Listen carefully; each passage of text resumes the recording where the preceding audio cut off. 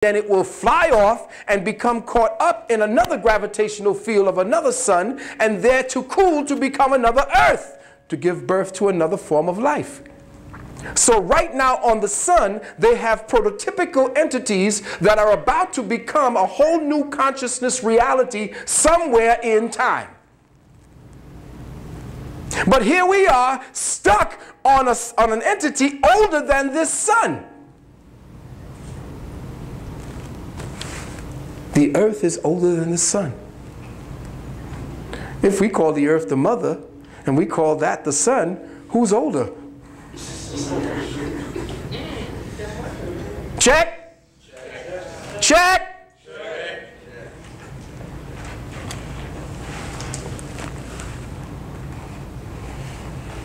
Again, our working title this evening is The Metasomatic Awakening of Self, Deprogramming and Recalibrating the Mindset of the Cell for Individual and Planetary Ascension.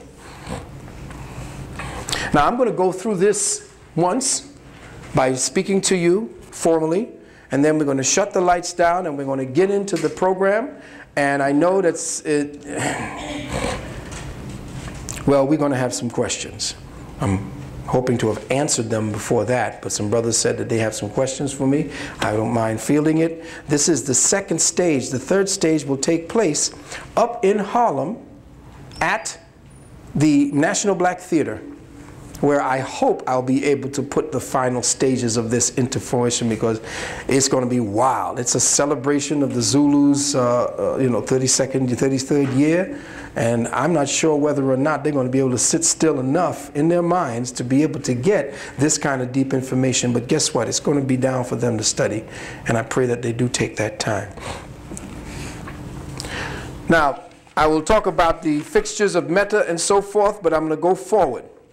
Now, listen carefully. The present cellular reality complex, and this is very difficult in its mind. Now, first of all, I want to give praises to all of you here for just sitting here and listening to what I'm saying, because you know what? It takes a hell of a lot of energy to break down words that you don't listen to every day into reason.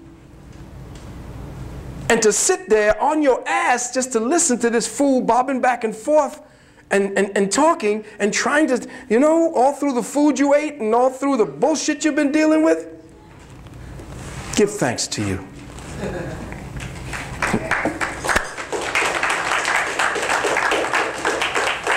Now listen carefully, because we're going to start getting deep.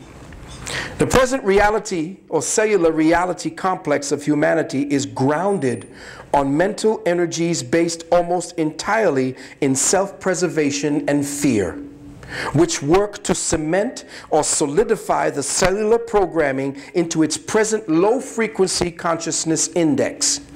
I'm going to repeat that.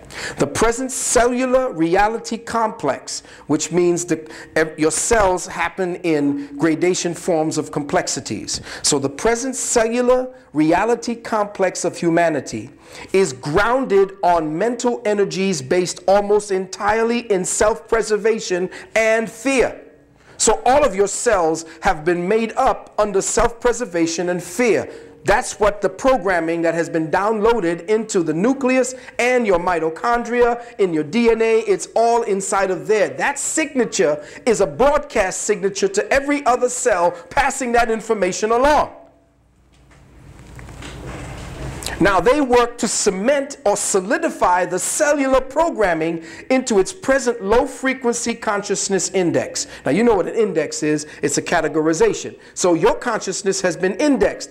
It has now, it's actually, if you wanted to go into the cosmic stream, in the cosmic, I guess, who are the persons that take care of your money? What do you call them? No, not the banker, the person who you...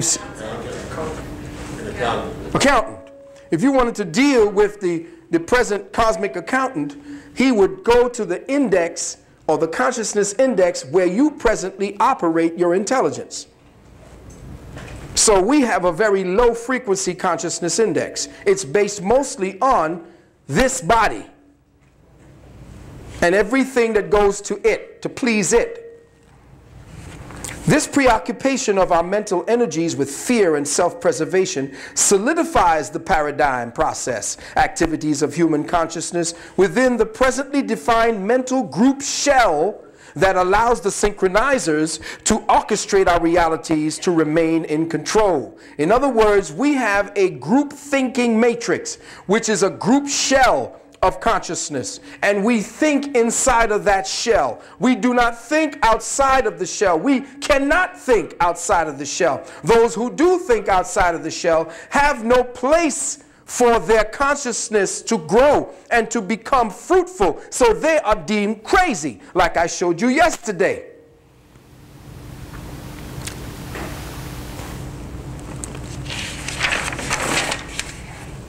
And I talked to the matrix who are playing with your heads, the synchronizers. Once we are conditioned to accept the synthetically created synchronicity, and you know about my work on the synthetic synchronicity. Once we are conditioned to accept the synthetically created synchronicity, in other words, how do we do our day? What is my synchronicity? I get up, I go to the bathroom, I pee. I get up, I look in the mirror. Oh my God, look at my face. I've got to do something to meet the public. So I go up and I wash and I dust and I brush, I floss and I do this, and the ladies, your eyebrows, and men, you clip your nose hairs and all of that. Okay, I look presentable. Now, I'm off. I go through the door, I make sure I got my keys, and I'm out. I'm going over to work. How do you do, Joe? How do you do? Everybody's all right. You are in a synchronicity.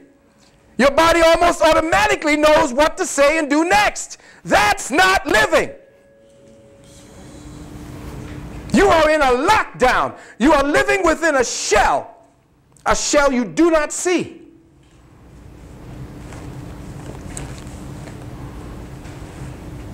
Once we are conditioned to accept the synthetically created synchronicity, to incorporate the orchestrated reality as the working dynamic of the mind, our entire cellular consciousness infrastructure, which constitutes the collective mind of the cells, behave in conformity to our learned feelings and perceptions, according and accepting them as command imprints on how we should react to the entire world.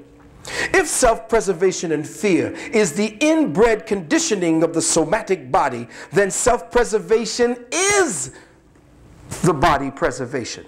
In other words, what we are, self-preservation is body preservation, because the infinite soul don't need any kind of preserving. The infinite mind does not feel that it needs to protect itself. The only thing that needs protection in the perception of such security is the body. Now, the body's own perception of self-preservation has been artificially amplified. What is fear except false evidence appearing real?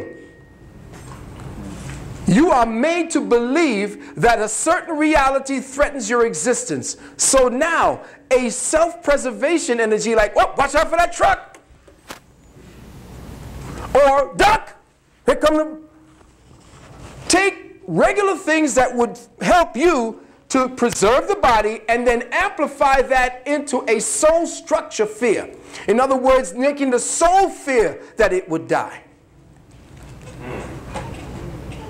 Now, with the soul thinking that it would die, imagine how that translates to the fear in the body. How many things would you start doing in order for you to preserve your body if your soul feels fear?